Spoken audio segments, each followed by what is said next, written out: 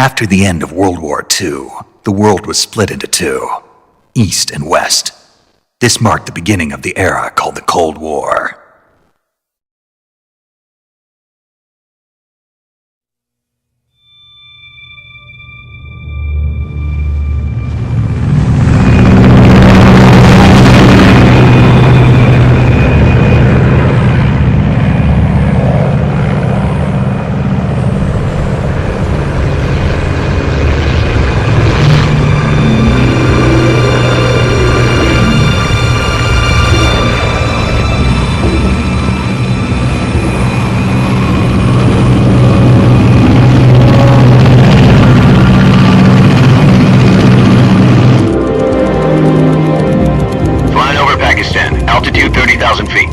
Approaching Soviet airspace. 20 minutes to drop off. Commencing internal depressurization. Equipment check. Arm main parachute. All right. You ready to go? Drop zone still showing a high pressure mass. Cav okay. Good. We've got high visibility.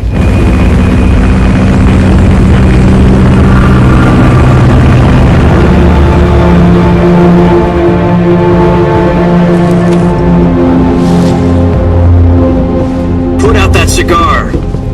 Connecting oxygen hose to interior connector. Put on your mask.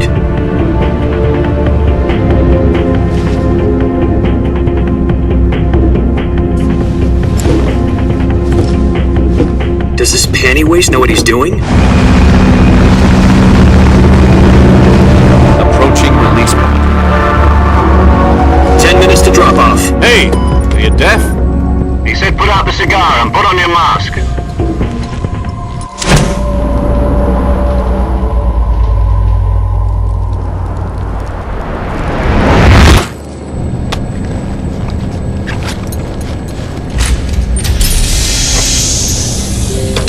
Depressurization complete. Checking oxygen supply. 6 minutes to drop off. Opening rear hatch.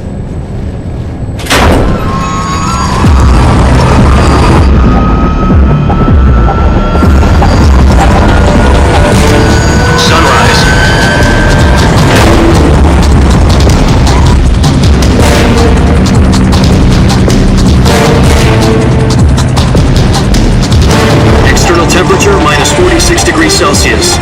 2 minutes to drop off. Stand up. You'll be falling at 130 miles per hour. Try not to get frostbite from the wind chill. 1 minute to drop off. Move to the rear. Activate bailout model. This is one for the history books. The world's first halo jump. 10 seconds to drop off. Stand by. Status okay, all green. Prepare for drop-off. Countdown. 5, 4, 3, 2, 1. Spread your wings and fly. God be with you.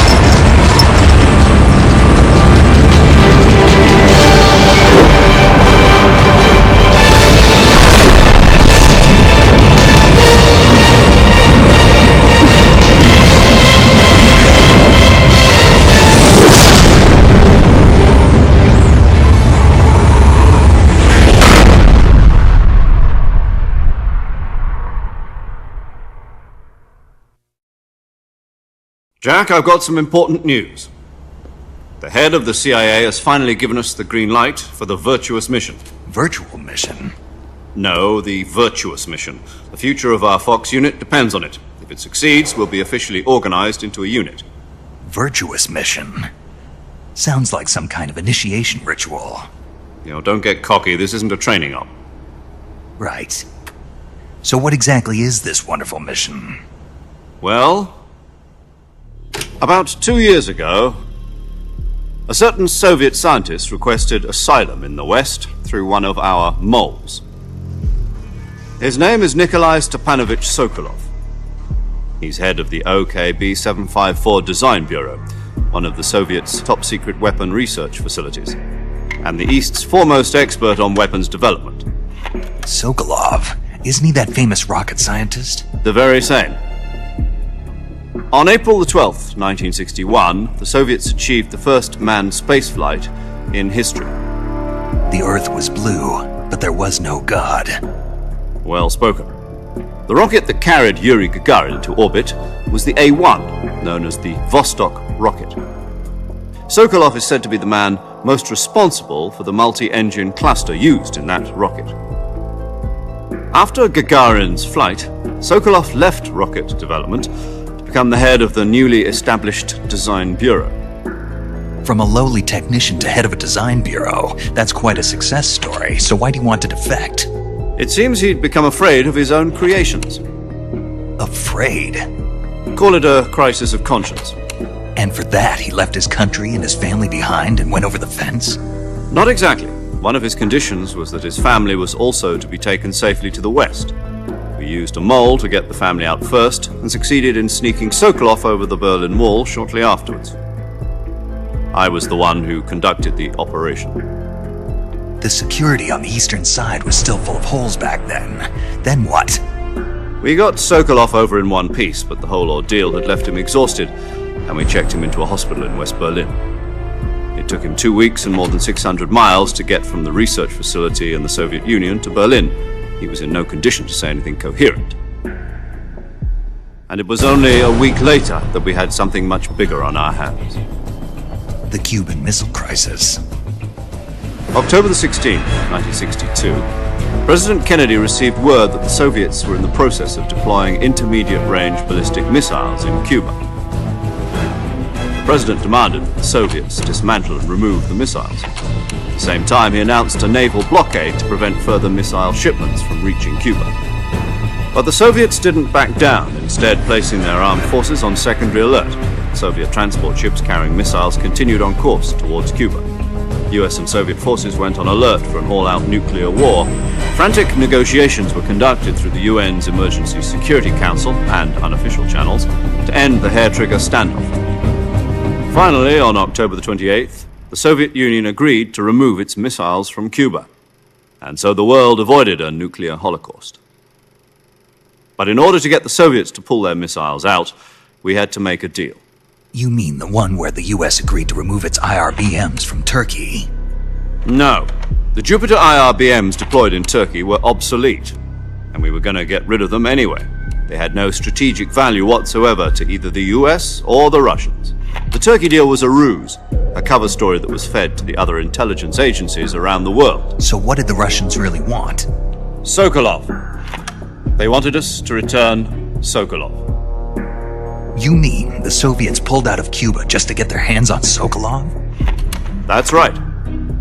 What the hell was he working on? At the time, we had no idea. We were running out of time. It was either give up Sokolov or risk full-scale nuclear war. In the end, we had no choice. President Kennedy gave in to Khrushchev's demand.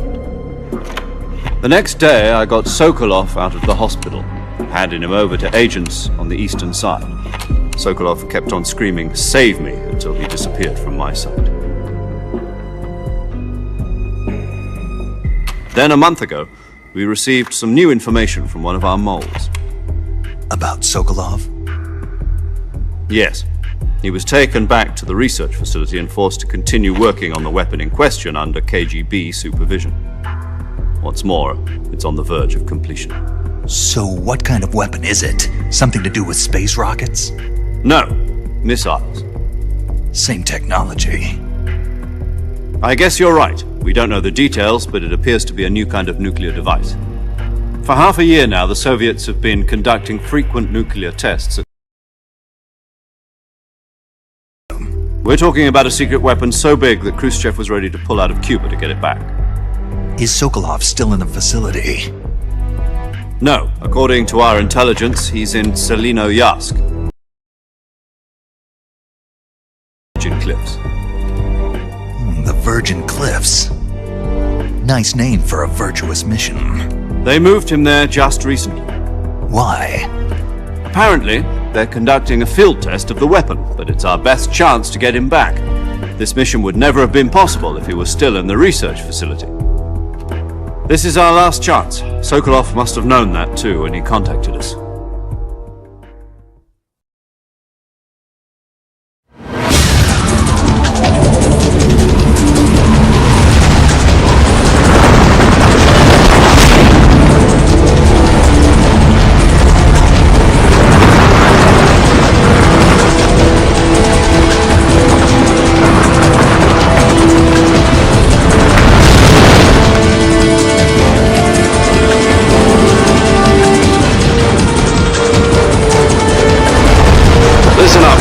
Your mission is to infiltrate Selino-Yarsk in the Soviet mountains, ensure the safety of Sokolov, and bring him back to the West.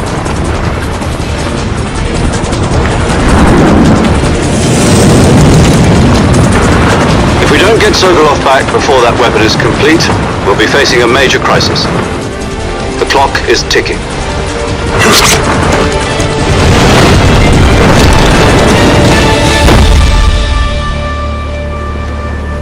Once we've confirmed the rescue of Sokolov, stand by at the recovery point. A recovery balloon will be dropped at that point. Helium will be pumped into the balloon to inflate it. The process takes about 20 minutes. Once it's complete, the gunship's arm will latch onto the balloon and pull it up. The Fulton surface-to-air recovery system. I'm familiar with the theory. Take it easy. It's been combat-proven. Do you think Sokolov is up to it? The shock will be less than during a parachute jump, and the arm can handle up to 500 pounds. So you're planning on going over the border in a single combat talon? She's equipped with two 6-barrel 20mm Vulcan cannons, as well as two 40mm machine guns. Sounds like she could hold her own against a battalion of tanks. Even with the fuel in the reserve tank, we're facing a 4-hour time limit. If all goes well, it shouldn't take more than a few hours. Home in time for dinner. But if anything goes wrong, You'll be eating dinner, breakfast, and all the rest of your meals in the jungle.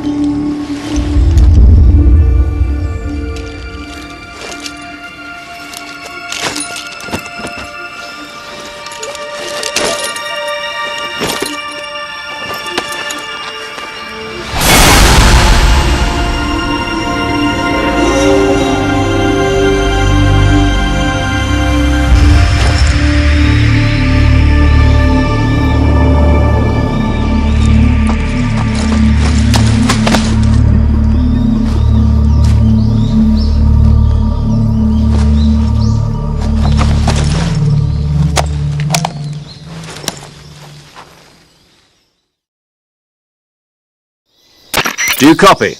You're already in enemy territory, and somebody might be listening in. From here on out, we'll be using code names to refer to each other. Your code name for this mission will be Naked Snake. I'll be referring to you as Snake from now on. You're not to mention your real name. Snake? Well, you don't like snakes? What do you mean? Well, you've eaten one before, haven't you? In survival training? I'm glad to hear that. I don't know if I'd ever order one in a restaurant, but... Be careful, you might not have a choice. What about you, Major? What should I call you? Let's see. I'll be Tom. Call me Major Tom. This will be a sneaking mission. You must not be seen by the enemy. You must leave no trace of your presence. Is that clear? This kind of infiltration is the Fox unit's speciality. In other words, weapons and equipment are procured on site.